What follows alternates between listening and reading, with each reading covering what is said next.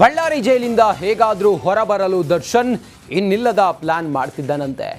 ಬೆನ್ನು ನೋವು ಅಂತಿರೋ ದಾಸ ಟ್ರೀಟ್ಮೆಂಟ್ ಪಡೆಯಲು ಹಿಂದೇಟು ಹಾಕ್ತಿದ್ದಾನಂತೆ. ಯಾಕೆ ಗೊತ್ತಾ? ಸ್ಟೋರಿ ನೋಡಿ. ಜೈಲಲ್ಲಿ ದರ್ಶನ್ಗೆ ಹೆಚ್ಚಿದ ಬೆನ್ನು ನೋವು. ಟ್ರೀಟ್ಮೆಂಟ್ ಪಡೆಯಲು ದಾಸ ಹಿಂದೇಟು. ದರ್ಶನ್ ಕ್ವಾಟ್ಲೆಗಳು ಒಂದೆರಡಲ್ಲ. ಬಳ್ಳಾರಿ ಜೈಲಿಗೆ ಶಿಫ್ಟ್ ಆದ್ಮೇಲೆ ಒಂದಿಲ್ಲೊಂದು ತಲೆನೋವನ್ನ ಜೈಲು ಸಿಬ್ಬಂದಿಗೆ ನೀಡ್ತಾ ಇದ್ದಾನಂತೆ. ಚೇರು ದಿಂಬು ಬೇಕು ಅಂತ ಪಟ್ ಹಿಡಿದಿದ್ದಾಯ್ತು. ಈಗ ಬೆನ್ನು ನೋವಿನಿಂದ ಬಳಲ್ತಾ ಇರುವ ದರ್ಶನ್ ಟ್ರೀಟ್ಮೆಂಟ್ ಪಡೆಯದೇ ಇರುವುದು ಜೈಲು ಅಧಿಕಾರಿಗಳಿಗೆ ಮತ್ತೊಂದು ತಲೆನೋವಾಗಿದೆ.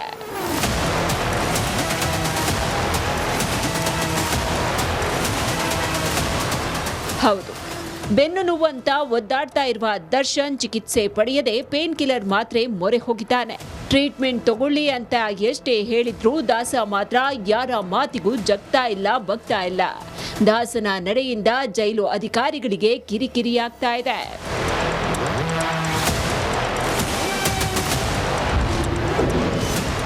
ಚಿಕಿತ್ಸೆ ಪಡೆಯದ ದರ್ಶನ್ ಪ್ಲಾನ್ ಏನು?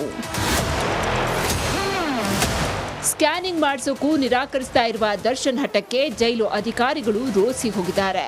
ಇಲ್ಲೇ ಟ್ರೀಟ್ಮೆಂಟ್ ಪಡೆದ್ರೆ ವಿಮ್ಸ್ ಆಸ್ಪತ್ರೆಗೆ ದಾಖಲಾಗಬೇಕು, ಹೆಚ್ಚಿನ ಸಮಸ್ಯೆ ಆದರೆ ಬೆಂಗಳೂರಿಗೆ ತೆರಳಬಹುದು ಅಂತ ಟ್ರೀಟ್ಮೆಂಟ್ ಪಡೆಯೋದಕ್ಕೆ ನಿರಾಕರಿಸ್ತಾ ಇದ್ದಾನ ಅನ್ನೋ ಸಂಶಯ ಎದುರಾಗಿದೆ. ಹೆಚ್ಚಿನ ಸಮಸ್ಯೆ ಆದರೆ ಕೋರ್ಟ್ ಅನುಮತಿ ಸಿಗುತ್ತೆ ಅಂತ ಹುಚ್ಚುತನದಲ್ಲಿದ್ದಾನೆ ಎನ್ನಲಾಗ್ತಾ ಇದೆ. Bureau report, Republic Kannada.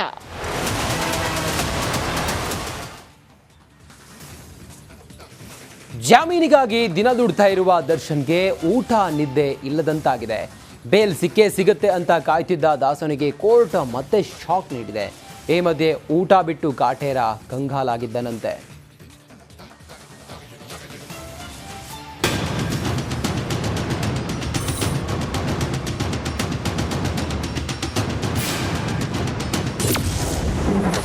Ballari ಜೈಲಲ್ಲಿ ದರ್ಶನ್ ವಿಲವಿಲ. ಇಂದು ಗೊತ್ತಾಗುತ್ತೆ ಬೇಲ್ ಭವಿಷ್ಯ. ಇತ್ತ ಜಾಮೀನ್ ಸಿಕ್ತಿಲ್ಲ, ಅತ್ತ ಬಳ್ಳಾರಿ ಜೈಲಿನಲ್ಲಿ ದರ್ಶನ್ಗೆ ನಿದ್ದೆ ಬರ್ತಿಲ್ಲ. ಏನಾಗುತ್ತೋ ಏನೋ ಅಂತ ಕಾಟೇರ ವಿಲವಿಲ. ಬೇಲ್ಗಾಗಿ ಕಾಯ್ತಿರೋ ದರ್ಶನ್ ಒದ್ದಾಡ್ತಿದ್ದಾನೆ. ಈ ಮಧ್ಯೆ ಬೇಲ್ ಅರ್ಜಿ ಮತ್ತೆ ಮುಂದೂಡಿಕೆ ಆಗಿದ್ದಕ್ಕೆ ಅಯ್ಯೋ ದೇವ್ರೆ ಅಂತ ಕಂಗಾಲಾಗಿದ್ದಾನೆ. ಬೆನ್ನು ನೋವು ಹಾಗೂ ಜಾಮೀನು ಅರ್ಜಿ ವಿಚಾರಣೆ ಟೆನ್ಷನ್ಗೆ ಕರಿಯ ಹೈರಾಣಾಗಿದ್ದಾನೆ. ನಿನ್ನೆ ಬೇಲ್ ವಿಚಾರವಾಗಿ ದರ್ಶನ್ ಪರ ವಕೀಲ ಸಿವಿ ನಾಗೇಶ್ ಸೂಪರ್ ಆಗಿ ವಾದ ಮಂಡಿಸಿದ್ದಾರೆ. ನಾಗೇಶ್ ಅವರ ವಾದ ಆಲಿಸಿದ ಕೋರ್ಟ್ ಅರ್ಜಿ ವಿಚಾರಣೆಯನ್ನ ಇಂದಿಗೆ ಮುಂದೂಡಿದ್ದು ದಾಸನಿಗೆ ಮತ್ತೆ ನಿರಾಸೆಯಾಗಿದೆ. ಟೆನ್ಷನ್ ನಲ್ಲಿದ್ದ ದರ್ಶನ್ ನಿನ್ನೆ ಒಂದೇ ಒಂದು ಊಟ ಮಾಡಿದ್ದಾನೆ ಎನ್ನಲಾಗಿದೆ. ಅನಾರೋಗ್ಯದ ಬಗ್ಗೆ ಕೋರ್ಟ್ಗೆ ತಿಳಿಸಲು ಮನವಿ. ನಿನ್ನೆ ಸಂಜೆ ವಕೀಲರ ಜೊತೆ ಫೋನ್ನಲ್ಲಿ ಮಾತನಾಡಿ ಜಾಮೀನು ವಿಚಾರವಾಗಿ ದರ್ಶನ್ ಮಾಹಿತಿಯನ್ನ ಪಡೆದಿದ್ದಾರೆ ಎನ್ನಲಾಗಿದೆ. ಈ ವೇಳೆ ತಮ್ಮ ಅನಾರೋಗ್ಯದ ಬಗ್ಗೆ ನ್ಯಾಯಾಧೀಶರ ಗಮನಕ್ಕೆ ತರುವಂತೆ ಮನವಿ ಮಾಡಿದ್ದಾರೆ. ಬೆಂಗಳೂರಿನ ಆಸ್ಪತ್ರೆಯಲ್ಲಿ ಚಿಕಿತ್ಸೆ ಪಡೆಯಲು ನ್ಯಾಯಾಧೀಶರ ಮುಂದೆ ಮನವಿ ಮಾಡುವಂತೆ ವಕೀಲರಿಗೆ ದರ್ಶನ್ ಮನವಿ ಮಾಡಿದ್ದಾರೆ. ಜಾಮೀನು ಅರ್ಜಿ ವಿಚಾರವೇ ಬೇರೆ, ಅನಾರೋಗ್ಯದ ಬಗ್ಗೆ ಈ ಸಮಯದಲ್ಲಿ ಹೇಳೋಕ್ಕಾಗಲ್ಲ. ಒಂದೆರಡು ದಿನ ನೋಡಿ ಸಮಸ್ಯೆ ಕಡಿಮೆ ಆಗದಿದ್ರೆ ಅರ್ಜಿ ಹಾಕೋಣ ಅಂತ ದರ್ಶನ್ಗೆ ವಕೀಲರು ಸಲಹೆ ಕೊಟ್ಟಿದ್ದಾರೆ. ಇವೆಲ್ಲವನ್ನ ನೋಡಿ ದಾಸನಿಗೆ ಟೆನ್ಷನ್ ಶುರುವಾಗಿದೆ. ಇಂದಿನ ಬೇಲ್ ಅರ್ಜಿ ವಿಚಾರಣೆ ಹೇಗಿರಲಿದೆ, ಬೇಲ್ ಸಿಗುತ್ತಾ ಇಲ್ವಾ ಅಂತ ಆತಂಕದಲ್ಲಿ ದರ್ಶನ್ ಇದ್ದಾರಂತೆ. Bureau report, Republic Kannada. ಶಾಸಕ ಮುನಿರತ್ನಗೆ ರೇಪ್ ಕೇಸ್ ಸಂಕಷ್ಟ.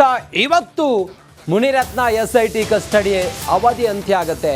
10 ದಿನಗಳವರೆಗೆ ಕಸ್ಟಡಿಗೆ SIT ಅಧಿಕಾರಿಗಳು ಪಡ್ಕೊಂಡಿದ್ರು. ಇವತ್ತು ಕಸ್ಟಡಿ ಅವಧಿ ಅಂತ್ಯ ಆಗುತ್ತೆ.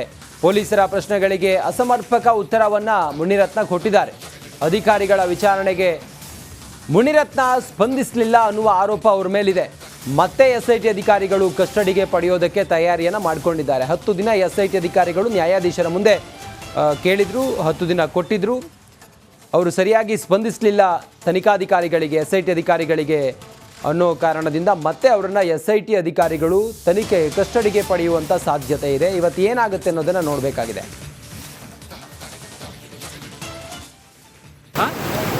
बैठ से करे बात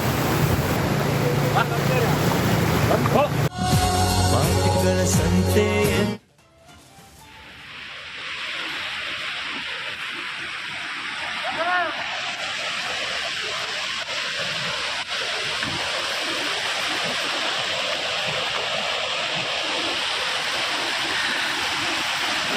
ಅಕ್ಕೋರಿಗೆ ಹಾಕಿದ್ರೆ ಗಾಡಿ ಎಲ್ಲ ಸೀಜೆಗೆ ಹೋಗ್ಕೊಂಡು ನಾವು.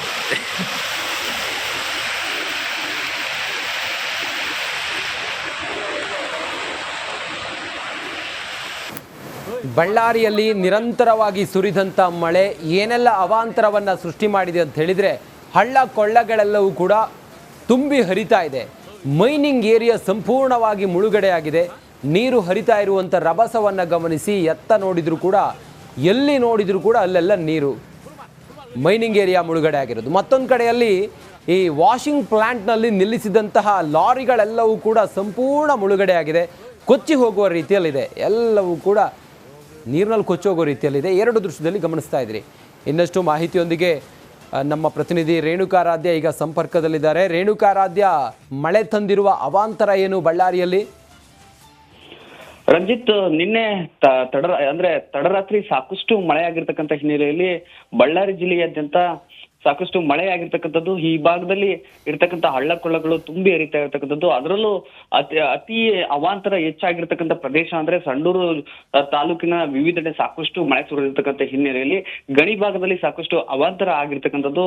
ಆ ದೃಶ್ಯದಲ್ಲಿ ನೋಡಿದ್ರೆ ಗೊತ್ತಾಗುತ್ತೆ ಯಾವ ರೀತಿಯಾಗಿ ಮಳೆ ಸುರಿದಿದೆ, ಅದರ ಅವಾಂತರ ಎಷ್ಟರ ಮಟ್ಟಿಗೆ ಆಗಿದೆ ಅನ್ನೋದು ಗೊತ್ತಾಗುತ್ತೆ. ಸುಮಾರು 150ಕ್ಕೂ ಹೆಚ್ಚು ಲಾರಿಗಳು ಭಾಗಶಃ ಮುಳುಗಡೆಯಾಗಿವೆ.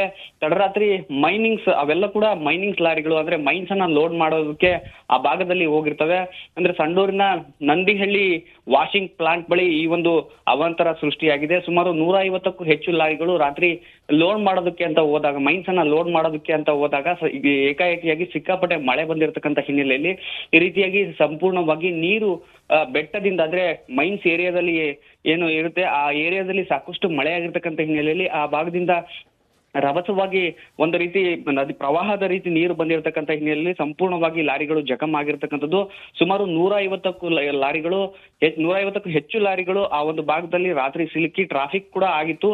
ಅದೇ ವೇಳೆಯಲ್ಲಿ ಮಳೆ ಆಗಿರ್ತಕ್ಕಂಥ ಹಿನ್ನೆಲೆಯಲ್ಲಿ ಸಂಪೂರ್ಣವಾಗಿ ಜಖಮ್ ಆಗಿರ್ತಕ್ಕಂಥದ್ದು. ಬೆಳಗಿನವರೆಗೂ ಕೂಡ ಲಾರಿಗಳು ಎಲ್ಲಿ ನಿಂತಿದ್ವೋ ಅಲ್ಲೇ ನಿಂತಿರ್ತಕ್ಕಂಥದ್ದು. ಸಂಪೂರ್ಣವಾಗಿ ಈಗ ಲಾರಿಗಳ ಕೆಲವೊಂದು ಬ್ಯಾಟ್ರಿಗಳಾಗಿರ್ಬೋದು, ಕೆಲವೊಂದು ಭಾಗಗಳು ಈಗ ಒಂದು ರೀತಿ ಹಾನಿಗೆ ಒಳಗಾಗಿದ್ವು ಅನ್ನುವ ಮಾಹಿತಿ ಕೂಡ ಲಭ್ಯವಾಗಿರ್ತಕ್ಕಂಥದ್ದು.